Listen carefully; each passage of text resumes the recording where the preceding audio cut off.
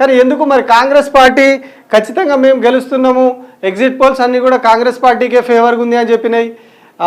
Congress party కూడా full ధీమాతోటి ఉంది. నిన్న మొన్నటి వరకు, మొన్న ఎలక్షన్ పోలింగ్ అయిన తర్వాత నుంచి ఆ రోజు సాయంత్రం ఎగ్జిట్ పోల్స్ రావడం, ఇవన్నీ కూడా కాంగ్రెస్ పార్టీ ఫుల్ జోష్ తోటి ఉన్నది. మేమే గెలుస్తున్నాము, హర్యానాలో ఈసారి మాదే అధికారం, బీజేపీ నియంతృత్వానికి చరమగీతం పాడుతున్నామని అని చెప్పేసి వాళ్ళు చెప్పుకున్నారు. కానీ అదేది కూడా పారలేదు. మరి మోడీ మీద వ్యతిరేకత అన్నారు, ఇదంతా అన్నారు. రాహుల్ గాంధీ మొహబ్బత్ కా దుకాన్ అని అక్కడ కూడా పోయి చెప్పారు.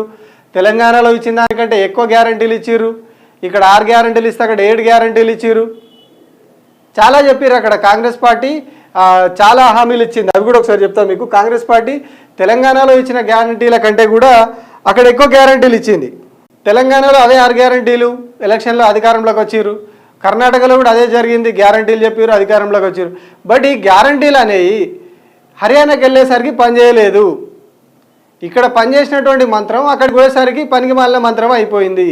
ఏం జరిగింది, దీని తెర వెనకాల ఏమున్నది, అవి కూడా చూద్దాం. హర్యానాలో కాంగ్రెస్ ఇచ్చినటువంటి హామీల లెక్కలు ఒకసారి చూద్దాం. 19 సెప్టెంబర్ నాడు రిలీజ్ చేశారు ఖర్గే గారు. ఏం చెప్పారు? Manifesto for which include provide మహిళలకు 2000 రూపాయలు నెలకి, మన దగ్గర 2500 నెలకి. సేమ్ అవే గ్యారంటీలు.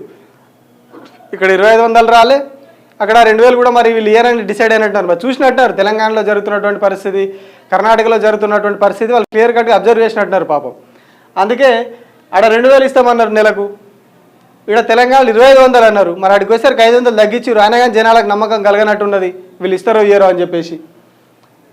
అట్లాగే ఎల్పిజి సిలిండర్ 500కే. ఇక్కడ సిలిండర్ కథ ఎట్లుండదో అందరు చూస్తున్నాం మనం.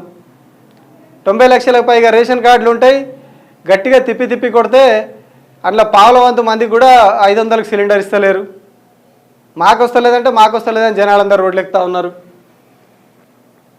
ఓల్డ్ పెన్షన్ స్కీమ్ను మళ్ళీ పెడతామన్నారు.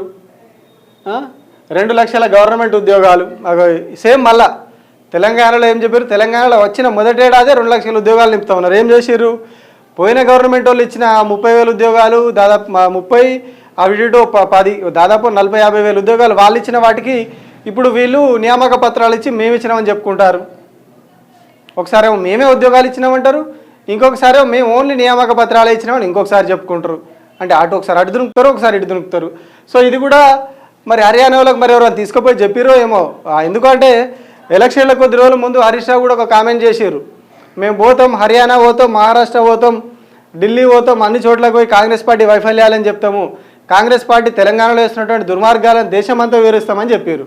మరి వీళ్ళైతే ఇక్కడనే ఉన్నారు, రాష్ట్రం దాటి వీళ్ళు అక్కడికి పోలేదు. కానీ ఇక్కడనే పరిస్థితి ఇట్లా అయిపోయింది. ఎందుకంటే అన్ని తెలంగాణలో చెప్పినాయి 2 లక్షల ఉద్యోగాలు ఇక్కడదే. ఆడ మహిళలకు ఇస్తామన్న 2000, ఇక్కడ 2500 లెక్క, 500 గ్యాస్ సిలిండరు, ఇదిగో కరెంటు 500 యూనిట్లు ఫ్రీ. ఇక్కడ 200 యూనిట్లు అన్నారు. ఆ 200 యూనిట్లు ఎంతమందికి వస్తుందో మీరు చూసే వాళ్ళకి అందరికీ తెలుసు. ఎందుకంటే చూసే వాళ్ళలో సగం మందికి కాదు, పావుల మందికి కూడా వచ్చి ఉండదు నాకు తెలిసి. రాష్ట్రంలో పరిస్థితి అట్లుంది. రేషన్ కార్డు అన్నారు, అది అన్నారు, ఇది అన్నారు, అడిట్ చేసిరు, ఏదో కొంతమందికి ఇచ్చేసిరు, మమ అనిపించేసారు దాన్ని. అందరికీ ఏం చెప్పారు? ఫస్ట్ అందరికీ 200 యూనిట్ల కరెంటు ఫ్రీ ఇండ్లకు. హర్యానాకు పోయేసారు కదా 500 అయిపోయింది, 500 యూనిట్లు అయింది. ఇక్కడ 200 యూనిట్లకే వాళ్ళకి దిక్కులేదు, అక్కడ 500 యూనిట్లు అని చెప్పారు. అయినా కానీ జనాలు నమ్మలే. మద్దతు ధర పంటలకు ఇగో ఇన్ని ముచ్చట్లు చెప్పారు. ఇన్ని ముచ్చట్లు చెప్పినా కూడా ఇగో ఇది పరిస్థితి, కాంగ్రెస్ పరిస్థితి ఇక్కడ ఆగింది.